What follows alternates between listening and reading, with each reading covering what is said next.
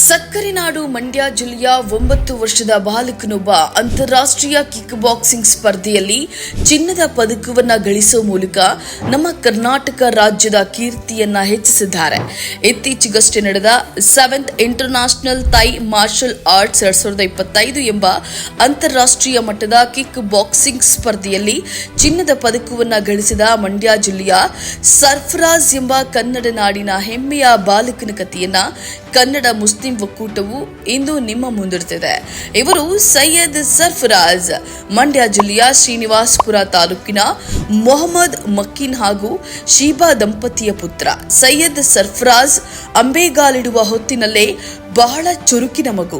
ಸ್ಕೇಟಿಂಗ್ನಲ್ಲಿ ಭಾರಿ ಆಸಕ್ತಿ ಹೊಂದಿದ್ದ ಸೈಯದ್ ಸರ್ಫರಾಜ್ 3 ವರ್ಷ ಪ್ರಾಯದಿಂದಲೇ ಸ್ಕೇಟಿಂಗ್ ಆಡಲು ಆರಂಭಿಸಿದ್ರು. ಮುಂದೆ ಬೆಳೆಯುತ್ತಲೇ ಸ್ಕೇಟಿಂಗ್ ಹಾಗೂ ಕಿಕ್ ಬಾಕ್ಸಿಂಗ್ ತರಬೇತಿಯನ್ನ ಪಡೆದ್ರು.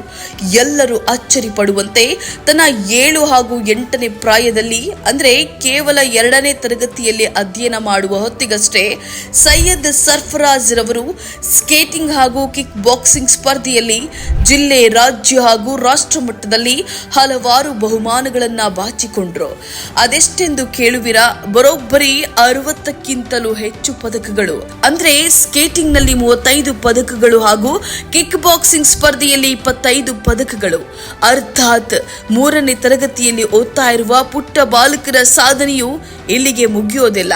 ಇತ್ತೀಚೆಗಷ್ಟೇ ಥೈಲ್ಯಾಂಡಿನಲ್ಲಿ ನಡೆದ 7th international Thai martial arts games 2025 ಇದರಲ್ಲಿ ಭಾಗವಹಿಸಿದ ಸೈಯದ್ ಸರ್ಫರಾಜ್ ರವರು ತನ್ನ ಮೊದಲನೇ ಅಂತಾರಾಷ್ಟ್ರೀಯ ಸ್ಪರ್ಧೆಯಲ್ಲಿಯೇ ಚೊಚ್ಚಲ ಚಿನ್ನದ ಪದಕವನ್ನು ತಮ್ಮದಾಗಿಸಿಕೊಂಡಿದ್ದಾರೆ. ಸಕ್ಕರೆ ನಾಡಿನ ಈ ಪುಟ್ಟ ಬಾಲಕನ ಸಾಧನೆಯು ಇಡೀ ಮಂಡ್ಯ ಜಿಲ್ಲೆ ಹಾಗೂ ರಾಜ್ಯಕ್ಕೆ ಕೀರ್ತಿಯನ್ನ ತಂದುಕೊಟ್ಟಿದೆ. ಸೈಯದ್ ಸರ್ಫರಾಜ್ ರವರ ಅಮೋಘ ಸಾಧನೆಯನ್ನ ಮೆಚ್ಚಿ ಅವರು ಕಲಿಯುತ್ತಿರುವ ಶ್ರೀ ಚೈತನ್ಯ ಶಾಲೆಯ ಶಿಕ್ಷಕ ವೃಂದದವರು ಹಾಗೂ ಊರಿನ ಮುಖಂಡರಿಂದ ಅಭಿನಂದನೆಯ ಮಹಾಪೂರವೇ ಹರಿದು ಬಂದಿದೆ. 9 ವರ್ಷದ ಬಾಲಕ ಸೈಯದ್ ಸರ್ಫರಾಜ್ ರವರ ಈ ಅಪೂರ್ವ ಸಾಧನೆಯು ರಾಜ್ಯದ ಪುಟಾಣಿಗಳಿಗೆ ಮಾದರಿಯಾಗಲಿ. ಇನ್ನು ಅವರ ಮುಂದಿನ ಪಯಣದಲ್ಲಿ ಉನ್ನತವಾದ ಯಶಸ್ಸನ್ನ ಸಾಧಿಸಲಿ ಎಂದು ಹಾರೈಸುತ್ತಾ ಸೈಯದ್ ಸರ್ಫರಾಜ್ ರವರಿಗೆ ಕನ್ನಡ ಮುಸ್ಲಿಂ ಒಕ್ಕೂಟದಿಂದ ಹಾರ್ದಿಕ ಅಭಿನಂದನೆಗಳನ್ನ ಸಲ್ಲಿಸುತ್ತೇವೆ.